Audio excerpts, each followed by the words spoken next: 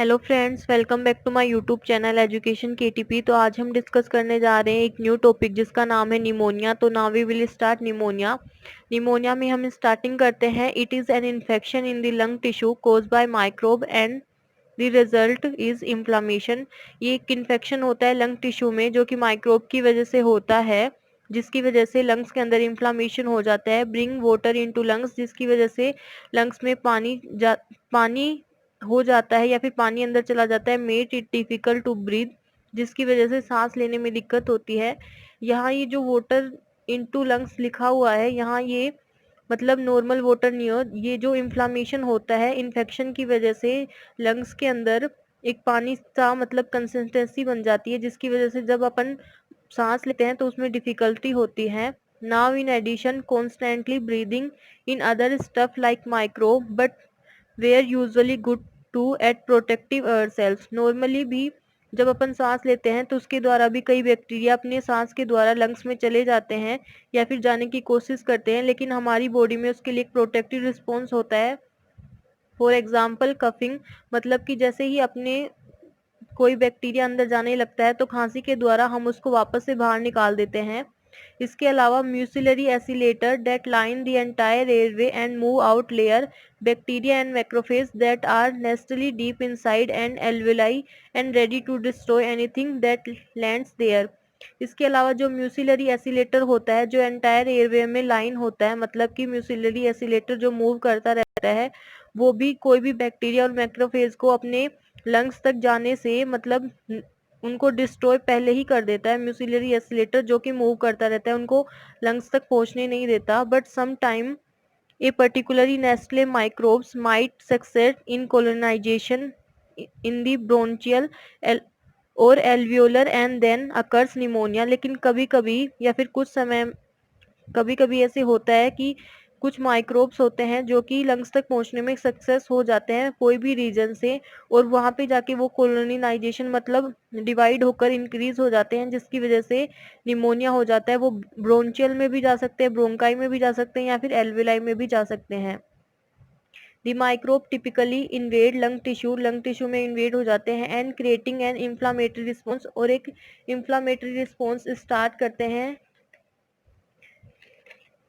Tissue quickly fill with WBC, protein, fluid and RBC and nearby capillary get damaged in the process। जो tissue होते हैं वो जल्दी से WBC, प्रोटीन, फ्लूइड और RBC से भर जाते हैं और पास वाले जो कैपिलरी होते हैं उनको डैमेज कर देते हैं इन दिस प्रोसेस। इस प्रोसेस के अंदर pneumonia caused by virus, bacteria, fungi and a special class of bacteria called mycobacteria. जो निमोनिया है वो वायरस के द्वारा कोई भी बैक्टीरिया, फंगल इन्फेक्शन मतलब या फिर एक स्पेशल क्लास ऑफ बैक्टीरिया जिसको माइकोबैक्टीरिया कहते हैं उसके द्वारा हो सकता है। वायरसेस और बैक्टीरिया में हम देखते हैं फर्स्ट है वायरस। वायरस के अंदर मोस्ट कॉमन है इन्फ्लुएंजा जिसको फ्लू भी बोलते हैं। सेकंड है ब्लास्टोमायोसिस जिसके अंदर इस्ट आता है। बैक्टीरिया में हम देखते हैं स्ट्रेप्टोकोकाई निमोनिया जो कॉमन है, हीमोफिलस इन्फ्लुएंजी, और थर्ड है स्टेफाइलोकोकस ओरियस। उसके बाद नेक्स्ट है more usual bacteria like mycoplasma pneumoniae और क्लेमाइडोफिलिया निमोनियाई के अंदर आते हैं। ये जो दोनों हैं इनके अंदर बोथ आर नो सेल, इनके अंदर सेल वॉल नहीं होती है। एनेटिपिकल और वोल्किंग निमोनिया भी अपन इनको बोलते हैं क्योंकि बिकॉज दे ऑफ्टन कोज वेगी सिम्टम्स लाइक फैटिग्यू। इसके अंदर सिम्टम्स होते हैं फैटिग्यू मतलब कि फीलिंग अवर टाइड या स्ट्रॉन्ग डिजायर ऑफ स्लीप। उसके बाद नेक्स्ट अपन मूव करते हैं निमोनिया की कैटेगरी के अंदर। निमोनिया को किस किस प्रकार का निमोनिया होता है। मोस्ट कॉमन जो निमोनिया है वो है कम्युनिटी एक्वायर्ड निमोनिया होता है। Person get ill outside of a hospital और हेल्थ केयर सिटिंग, मतलब कि जो पेशेंट होगा जो भी वो हॉस्पिटल के बाहर मतलब मेनली वो कम्युनिटी जहाँ पे लोग ज़्यादा होंगे या भीड़ भाड़ वाले एरिया में ऐसे निमोनिया मेनली होता है, जिस इसलिए इसको कम्युनिटी एक्वायर्ड निमोनिया बोलते हैं। हॉस्पिटल एक्वायर्ड निमोनिया के अंदर हॉस्पिटल जैसे इसका नाम से पता चल रहा है कि ये हॉस्पिटल में होगा पेशेंट पहले से तब ये निमोनिया होगा। इसके अंदर क्या होता है, person already sick in hospital, person है वो पहले से ही हॉस्पिटल में बीमार है। सीरियस सिक पेशेंट है वीकन इम्यून सिस्टम, जब पेशेंट सीरियस होता है तो उसका जो इम्यून सिस्टम होता है वो पहले से ही वीक होता है। जब इम्यून सिस्टम वीक होगा तो बैक्टीरिया इजीली ही उसके ऊपर अटैक कर सकता है। Microbe in hospital are more resistance to antibiotic, क्योंकि हॉस्पिटल वाले जो माइक्रोब्स होते हैं वो पहले से ही जो एंटीबायोटिक होते हैं उसके लिए रेजिस्टेंस हो जाते हैं, जिसकी वजह से वो उस पेशेंट को जल्दी होता है जो हॉस्पिटल में होता है, इसलिए इसे हॉस्पिटल एक्वायर्ड निमोनिया बोलते हैं। नेक्स्ट है वेंटिकुलर एसोसिएटेड निमोनिया, जो वेंटिलेटर पे पर्सन होता है उसको ये निमोनिया होता है। Subset of hospital acquired pneumonia, इसको मतलब ये हॉस्पिटल एक्वायर्ड निमोनिया में ही आता है, क्योंकि हॉस्पिटल में पेशेंट रहता है तभी वो वेंटिलेटर पे होगा, तो तभी ये निमोनिया होता है। Develop when person is connected to a ventilator, जब पर्सन वेंटिलेटर से कनेक्ट होता है या फिर उसको वेंटिलेटर पर रखा जाता है तब ये निमोनिया होता है। Ventilator often time there is a biofilm which is mix of bacteria and sugar and protein that can coat a surface that form on the endotracheal tube के द्वारा वो अंदर चला जाता है। मतलब कि जो वेंटिलेटर पे अपन जो ट्यूब यूज करते हैं उसके अंदर एक बायोफिल्म बन जाती है जो मिक्स ऑफ बैक्टीरिया होता है, उसके अंदर शुगर और प्रोटीन होते हैं, जिसके अंदर एक सरफेस से वो कोट होता है और वो एंडोट्रेकियल ट्यूब के अंदर बनता है। Individual on a ventilator can't cough and are often quite sick already, जो इंडिविजुअल वेंटिलेटर पे होगा तो वो खांस नहीं सकता, तो जिसके द्वारा जैसे कि अपनी बॉडी में जो रिस्पॉन्स होता है प्रोटेक्टिव, जिसके द्वारा अपन खांसी के द्वारा जो भी बैक्टीरिया अंदर जाता है उसको बाहर निकाल देते हैं, लेकिन जो पर्सन वेंटिलेटर पे है वो ऐसा नहीं कर सकता और वो पहले से ही बीमार होता है। So our time microbes can move from the tube directly into the lungs and cause a pneumonia, तो उसके अंदर जब वो खांस नहीं सकता तो डायरेक्टली वो जो बैक्टीरिया या फिर माइक्रोब हैं वो उसके लंग्स में चले जाते हैं और निमोनिया हो जाता है, इसलिए इसे वेंटिलेटर एसोसिएटेड निमोनिया बोलते हैं। नेक्स्ट अपन मूव करते हैं aspiration pneumonia. Aspiration pneumonia can also happen with drinks और even gastric content like often a bout of vomiting की वजह से होता है।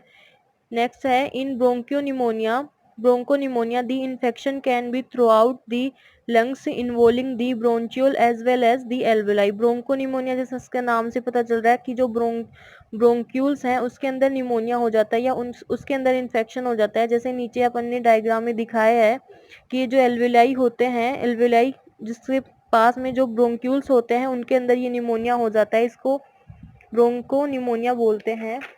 नेक्स्ट अपन मूव करते हैं एटिपिकल और इंटरस्टिशियल निमोनिया। जैसा इसका नाम से पता चल रहा है इंटरस्टिशियल मतलब कि the infection is mainly just outside the alveoli in the interstitium. जैसे ये डायग्राम है, यहाँ ये निमोनिया दिखाया गया है, इसके बीच में जो इंटरस्टिशियल स्पेस होता है यहाँ ये निमोनिया होता है, इसलिए इसे इंटरस्टिशियल निमोनिया या एटिपिकल निमोनिया भी बोलते हैं। नेक्स्ट है लोबार निमोनिया। लोबार निमोनिया के अंदर आता है कि the infection caused complete consolidation of a whole lobe of the lung meaning that the entire region is filled with fluid। मतलब कि इसके अंदर क्या होता है, जिसके अंदर लंग्स होते हैं अपने, इसके अंदर लोब्स होते हैं, जो राइट वाला होता है उसके अंदर 3 लोब्स होते हैं और जो लेफ्ट वाला होता है उसके अंदर 2 लोब्स होते हैं। तो लोबार निमोनिया का मतलब है कि जो पूरा एक होल है वो पूरे होल के अंदर इन्फेक्शन या निमोनिया हो जाता है। That are caused by the streptococci pneumonia bacteria के द्वारा ये होता है। यहाँ पर ने डायग्राम में जो राइट वाले लोब्स के अंदर पूरा एक होल मतलब लोब है वो उसके अंदर निमोनिया हो रखा है, इसलिए इसे लोबार निमोनिया कहते हैं। जो लोबार निमोनिया है वो स्टेजेस के अकॉर्डिंग होता है। लोबार निमोनिया कर्स इन 4 स्टेज में वो कंप्लीट होता है, जिसके अंदर फर्स्ट है कंजेशन होता है, वो 1 से 2 दिन का टाइम लगता है उस कंजेशन होने में। सेकंड है रेड हिपेटाइजेशन जिसको 3 to 4 डेज लगते हैं। ग्रे हिपेटाइजेशन होते हैं उसको 5 to 7 डेज लगते हैं और जो फोर्थ होता है रेजोल्यूशन होता है उसको 8 to 3 वीक्स लगते हैं। यहाँ ये रेड हिपेटाइजेशन और ग्रे हिपेटाइजेशन का मतलब ये होता है, रेड का मतलब जो उसका जो कलर होता है मॉर्फोलॉजी होती है वो रेड होती है, और जो हिपेटाइजेशन का मतलब यहाँ पे लीवर के लिए यूज किया गया है।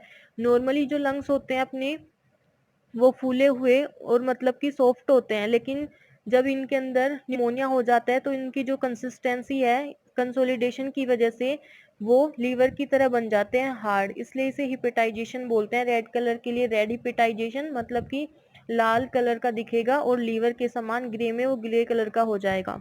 नेक्स्ट अपन मूव करते हैं कि इसके सिम्टम्स होते हैं। सिम्टम्स के अंदर आता है कि मोस्ट ऑफ्टन कोज है डिस्पीनिया होता है। नेक्स्ट है शॉर्टनेस ऑफ ब्रीदिंग।